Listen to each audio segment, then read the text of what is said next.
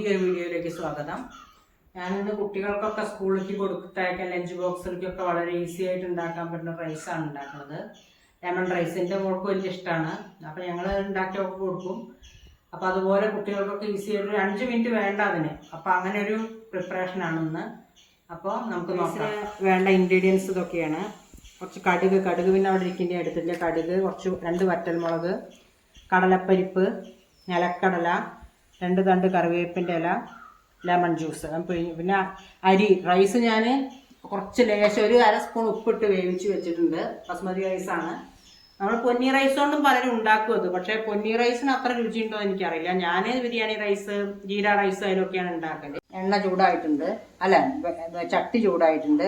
ലേശം വെളിച്ചെണ്ണ ഒഴിക്കുക. കുറേ വെളിച്ചെണ്ണയൊന്നും വേണ്ട, കുറച്ച് വെളിച്ചെണ്ണ ഒഴിക്കുക. ഒന്ന് ചൂടാകും. കുറച്ച് കടുക് ഇട്ട് കൊടുക്കുക. കടുകിട്ട് കഴിഞ്ഞാൽ ഒന്ന് പൊട്ടട്ടെ. പൊട്ടിയില്ലെങ്കിലും വറ്റൽമുളക് ഇടാം, അതോടെ കിടന്ന് പൊട്ടിക്കോളും. വറ്റൽമുളക് ഇട്ട് കൊടുക്കുക.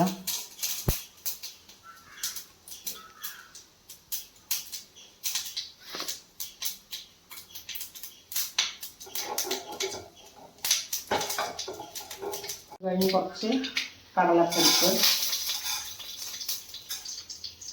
കടലപ്പരിപ്പ് കുറച്ചിട്ടുണ്ട്.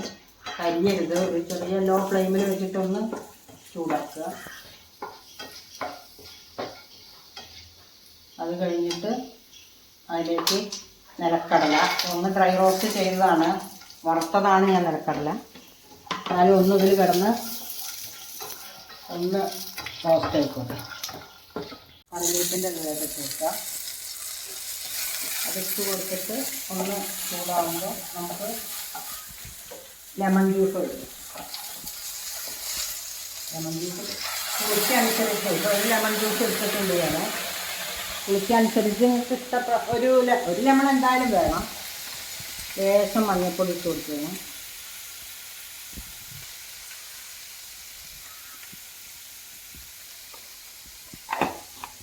മഞ്ഞൾപ്പൊടി ഇട്ട ശേഷം ഒന്ന് ഇളക്കുക. എല്ലാം ഒരുവിധം റോസ്റ്റ് ആയിട്ടുണ്ട്.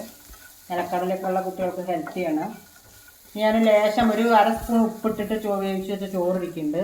അതിലേക്ക് ഇടാൻ പോവുകയാണ്. ആദ്യമൊക്കെ പോയി ഓക്കെ ആയിട്ടുണ്ട് ചോറൊക്കെ.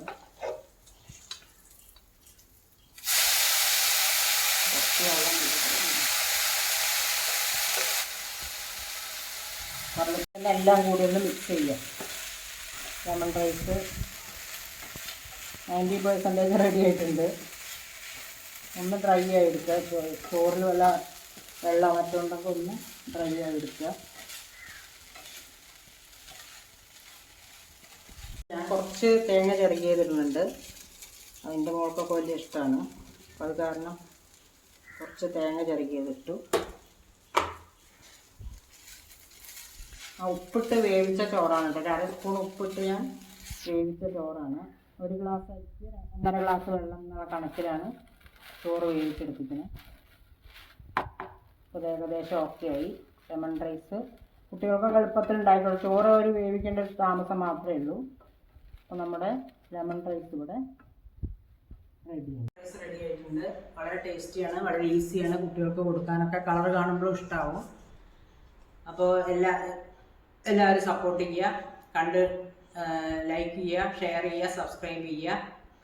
അപ്പം തന്നെ പുതിയൊരു വീഡിയോ ആയിട്ട് കാണാം. ഓക്കെ.